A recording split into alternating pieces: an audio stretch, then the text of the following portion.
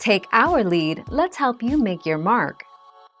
Our goal is your satisfaction. Let us show you the way.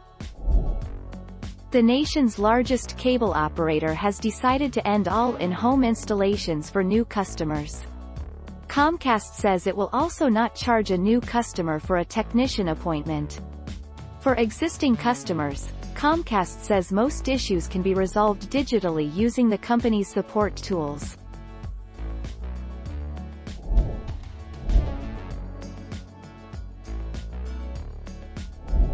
Make your mark, take our lead. New Xfinity by Comcast customers can order a self-install kit at the same time they sign up for Xfinity services.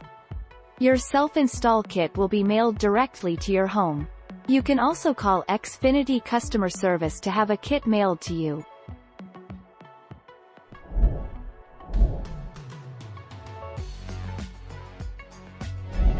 Let's help you make your mark. These stem from federally mandated fees on the provider, and to help recoup the costs, Xfinity passes a portion on to you. Depending on the channels and services you order, you may see small charges each month for broadcast TV fees, regional sports network fees, and more.